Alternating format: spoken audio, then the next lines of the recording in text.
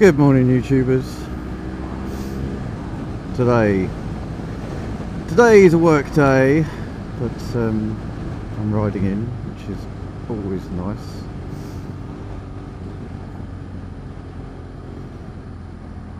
Thought we'd talk today a bit about David Cameron and PigGate.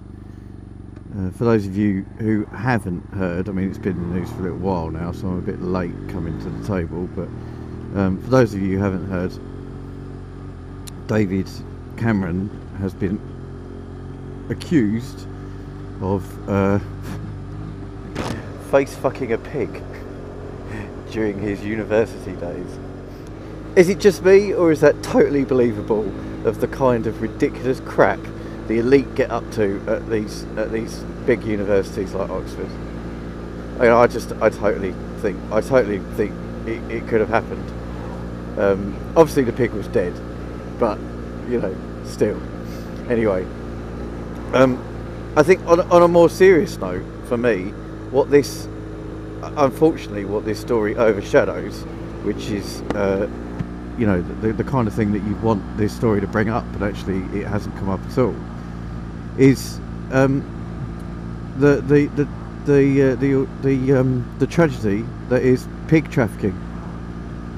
So innocent pigs are being taken from Eastern European countries and smuggled into the country, and used by elitists in Oxford and Cambridge University for their sadistic rituals.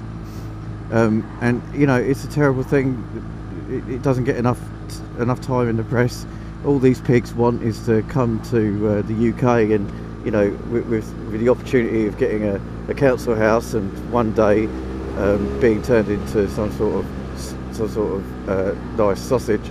But instead, their dreams are squashed by the Conservative Party and Oxford University.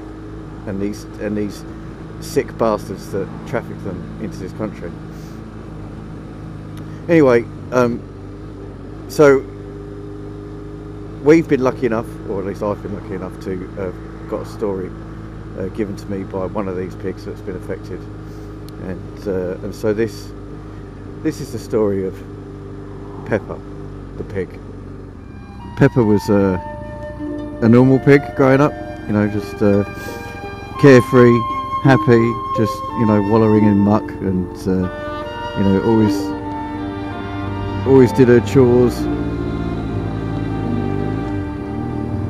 and always was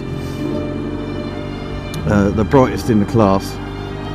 She had a dream to come to the UK and get into children's entertainment, but unfortunately her family had no money at all to get to the UK, and Pepper's father, who was getting old, decided that he would get himself slaughtered, and the money that came out of that, Pepper could get herself to the UK.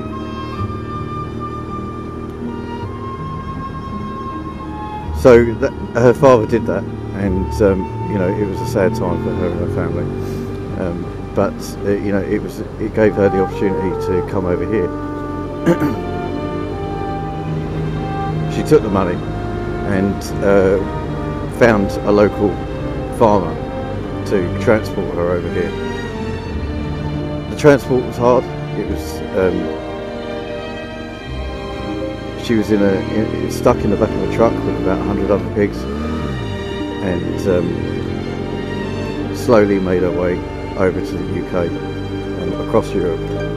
There was a moment where they thought they were going to get caught, but luckily they made it into the UK. And Pepper was expecting to have somewhere to stay and have a job. You know, unfortunately, the traffickers that brought her over had no job for her, and they told her that she owed them thousands of pounds. And unfortunately, Pepper, like so many other young pigs, was sold into the sex trade to pay off her debt.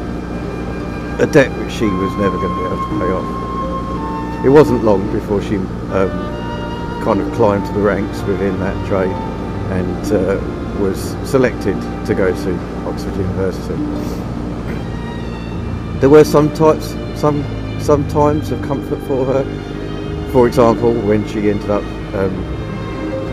being handed over to Boris Johnson for the weekend, she felt that, you know, looking like a pig and sounding like a pig meant that she felt like she was around her own people. So she got some comfort from that. Yeah, one day on her way home, a vegetarian eating flower arranger, or someone from the Green Party, found her, realised, had already known what she had been through, and agreed to pay her debt and take her home. Pepper got back on her feet, and after that she managed to get an audition, and the rest is history. But I think, you know, it gives you a clear example of, you know, there are two parties that you can vote for. That is the pig fuckers of the Conservative Party, or the hippie Green Party.